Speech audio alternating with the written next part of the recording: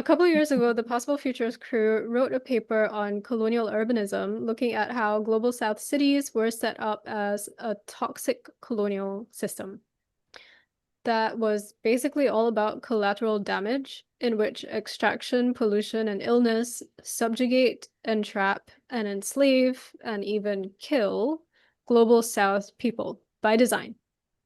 In this paper, we argued that municipal jurisdictions were convenient borders to ignore the damages being dealt to the hinterlands of the city, particularly the rural territories, serving to generate the demands of the citizens in the city, like food, water, energy, consumer goods, business opportunities, etc.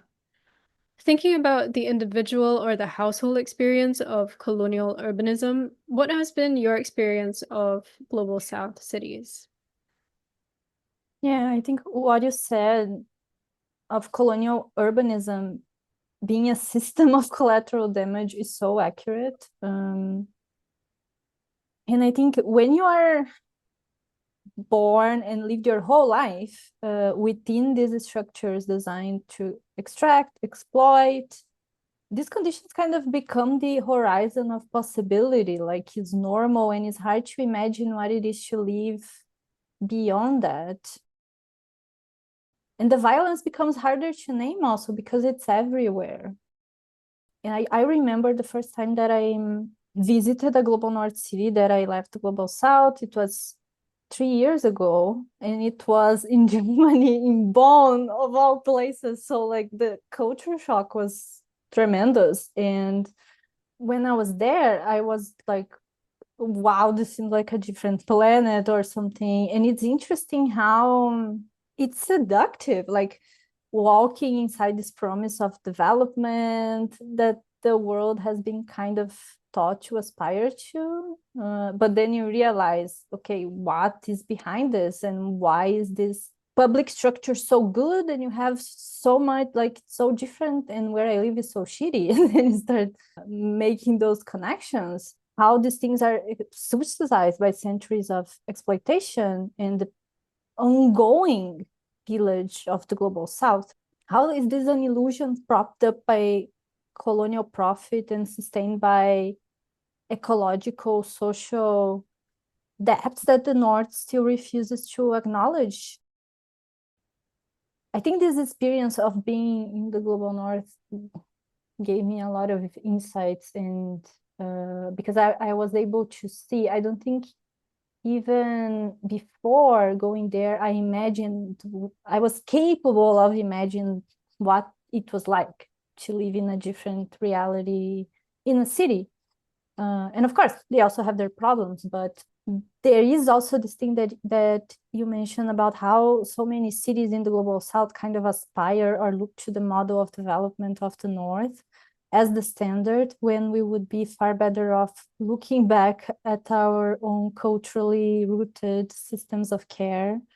And this is what ethnocide does, right? It removes the systems of care that are present throughout nature, pre-colonial societies, relationships. So it's also a mechanism to ensure that the privileged classes continue to profit, insulated in their own comfort, their entitlement, because the opposite is also true, I imagine, for someone who grew up in the global north their whole lives. Like, that reality is the normal, and it's hard to imagine what it is like to actually live in the global south and the cities in the global south and all the problems there. So I think that insulation is also what makes this abstraction of the harm so easy to cope with, like the levels of the cognitive dissonance and the things we normalize to ourselves that helps justify that system to continue on rolling.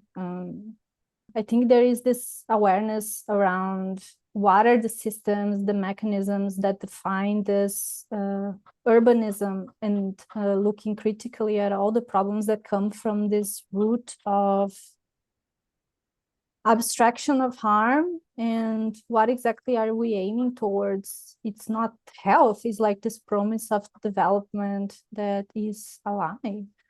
Yeah, it's just like a shiny object. Like, and when you get up close, it's just like covered in shit. Mhm. You reminded me of two incidents that happened in Intro to Decolonial Sustainability. One of them was from someone who grew up in Southern England and was working in London. And towards the end of our course, they were walking around in London and just like broke down in tears because they realized how much of the magnificence of the city of London, if you can even call it magnificent, was built upon colonization of the global south. And so when they broke down and kind of like had that realization, it's something that they started to see everywhere. Every city that they visited in Europe, and especially the richest ones, all that money is from the global south. That's like Europe doesn't have money without colonization. And then another story was a person who grew up in the Philippines who visited London for the first time. And it was also during our course. I think the session was like on the first or second day or something that they arrived in London. And so they were really emotional about the experience. And all I remember, they were like crying and giving the thought process of like, how could this be? Like, how could London be so good? Like, how? And I just remember laughing over the fact that they couldn't get over like London has public transport. Mhm. And of course, this is especially the bus service in London is one of the best and most expensive in the world. And this money comes from somewhere, and it's not the UK, it's from the global south. A lot of tears and a lot of, but I think it hit even worse because, like, Philippines is not known to have very good transport. Your commute is usually like 3 hours a day at least, etc. And then you're breathing in, toxic fumes the whole time, and this is 6 days a week. That's what you do. So when, you're having these accounts, right, of like the experience of living in global south cities and then realizing what it takes to build global north cities in that way, you realize that global north cities, those things are fake. They're kind of like propaganda to advance this idea that cities are great and you should move there, especially to global north cities because it's like desirable. And so I think this is all part of some kind of weird scheme to show cities as desirable places to live, even though they're not. The vast majority of cities are not desirable places to live at all. They're not comfortable, they're not well serviced, and they're not healthy. Like they're not safe, especially in places in the global south, such as here in Metro Manila, some of the largest urban areas in the world. And the only reason why they can exist is because this is essentially the only place that people can come to make this kind of salary in the Philippines. So it's not about the narrative that cities are great, but it's that there are no opportunities otherwise, economic opportunities for real livelihoods that can actually sustain some sort of upward progress idea that people have when they come into this world and they're told that, well, this is a system, you have to kind of like play along with it in order to do well. And so there's this idea of cities in the global south becoming like the future of cities or something, and then like turning into some kind of like amazing utopia. I I don't see that happening at all, especially when we're talking about planetary systems collapse. We're talking about World War III.